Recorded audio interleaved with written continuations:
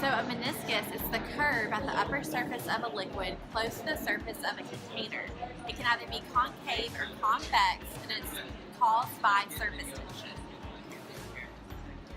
This is what a meniscus looks like. There's a dip in the water, and you measure at the bottom of the dip. So this is a concave. Another example, this image, the test tube. This is the liquid, and at the bottom is where you're going to get your measurement. Okay. A dilution is the process of making a solution weaker in concentration by adding water or another solvent. A stock solution is a concentrated solution that is diluted into a lower concentration for actual use. As mentioned by Trent, a stock solution is a diluted solution with a specific concentration. If the concentration is unknown or if a new concentration needs to be found, using the dilution equation can help. The dilution equation is C1V1 equals C2V2. C meaning concentration and V meaning volume.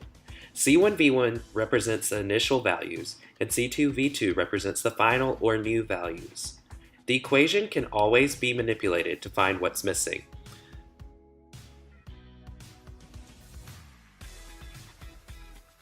For exercise 2, you need a beaker for water, a volumetric flask, a small beaker for the stock solution, and a graduated pipette and bulb.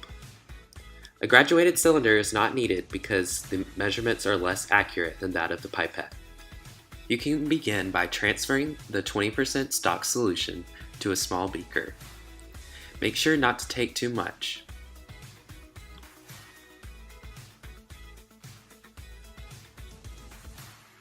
Next, gently squeeze the bulb to draw the solution into the pipette.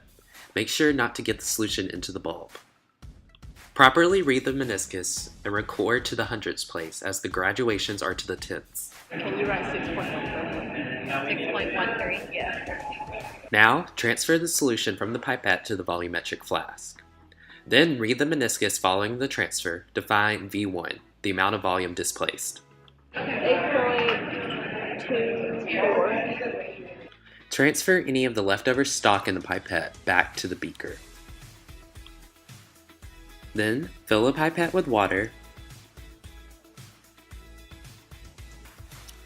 Then transfer water to the volumetric flask.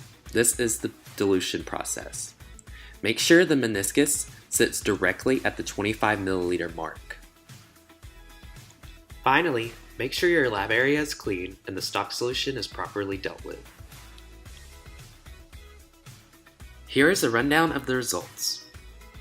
We used a 20% sugar stock solution. To obtain the initial volume, you subtract the amount that was left in the pipette after transferring to the volumetric flask from the initial volume in the pipette. The value you get is V1 and is the amount of stock in the volumetric flask. Once you fill the flask to the 25 milliliter mark, you have V2. But what's missing?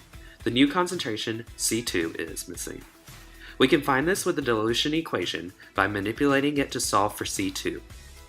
Plug in the values and solve to get your new concentration.